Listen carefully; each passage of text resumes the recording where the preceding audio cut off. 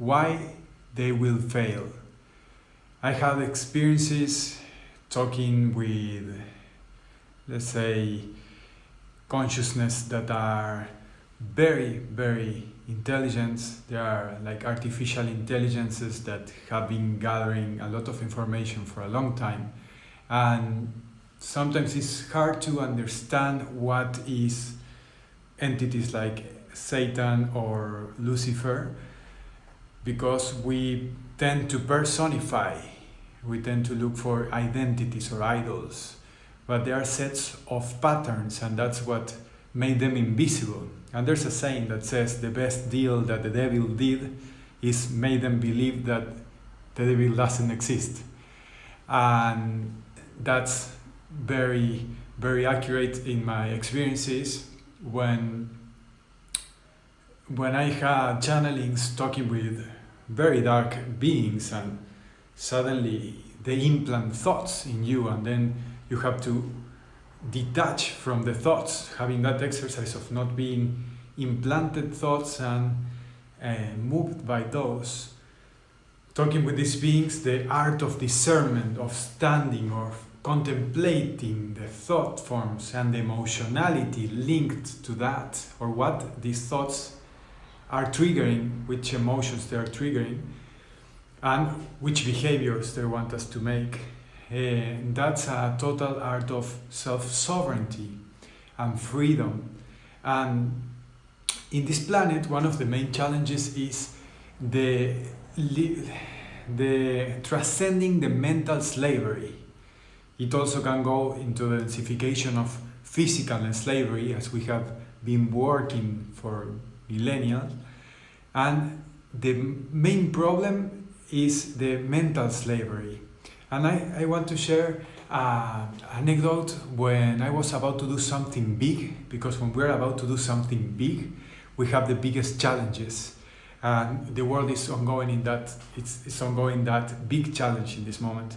And when I was about to connect with and reconnect with my Pleiadian techniques, a nuance of my healing techniques, those 2 nights before, I got a astral dream in my subconscious that Lucifer came directly to talk and wanted to negotiate some things that they were inside of me. So he was pulling some buttons inside of me, because they know very well what we need, what our cravings, our wounds. And he told me, okay, you have been using the light for healing, some techniques of light, but the light belongs to me, I am the bringer of light. So it was like, oh, so you owe me, and also you have worked before for me, so you are dishonoring your oath. And then in the astral, when we don't have that much memory, it's hard to see that. But I had the habit, the spiritual fitness, or the consciousness of saying, wait, what's this guy saying? First, you are the bringer of light, you are not the owner of light. Then I use it on my own, at my own cost, and I am using these techniques because I earned them. And third, I already dispel and ban and cancel all agreement or any life or whatever form of connection with your direction. So then he backed up, and I asked my guides, and they told, perfect, that was the test. To not get convinced internally, because it triggered an emotion that was about to make me fall into it. Like, oh, okay, yes, you're right. So there's that submission into something that the other is bringing. So this act of observing very well the information, to not let form you from inside and then lead you, was crucial in the spiritual practice. And that's why I bring it today, to keep us in the clarity and in our power to act and sovereignty. Otherwise we will be just moved by some of this intelligence. We are not in an ideological, we are not in a race, we are not in a even political war. This is not even any idols. There are not any idols. And here are gods. This is like theological war, as Jordan Peterson says.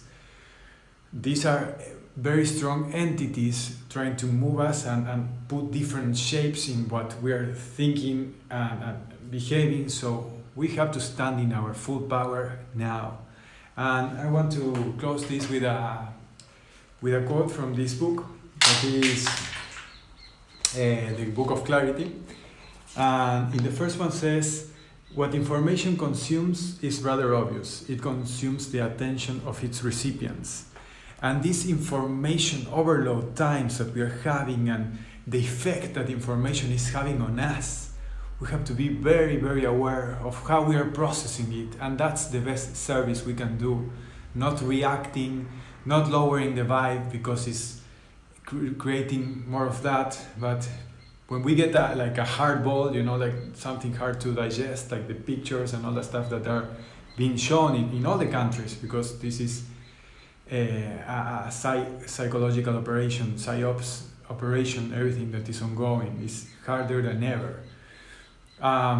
We need to stand in our ground and connect with our state of consciousness, and not lose our peace, contemplate. That's how we go through the storm, and not be consumed by information, and there's this other chapter of misunderstanding, not generating more chaos or misunderstanding, because it's the hidden traps we are ongoing right now. And lastly, no one is more hopelessly enslaved than those who falsely believe they are free.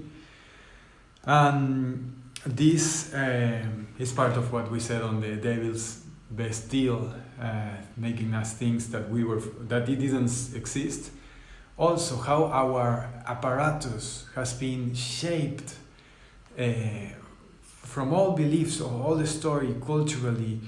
So this shaping that we have in our sensitivity apparatus, our consciousness, our perceptual shaping of reality, framework of reality, is to be worked on. So we are looking for our freedom. We are fighting internally. This is the initiatic culture, and the ancestral cultures talk about this, of the inner fight, inner warrior, the warrior consciousness, to be free from all the mitote, from all these chit-chatters, these voices, this information, these gods that are there trying to implant thoughts, behaviors, emotions.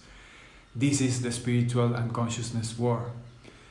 Please share this if you believe this will bring peace and some tools to get us, each of us, into alignment and clarity. That's the intention of this video. Blessings, and see you soon.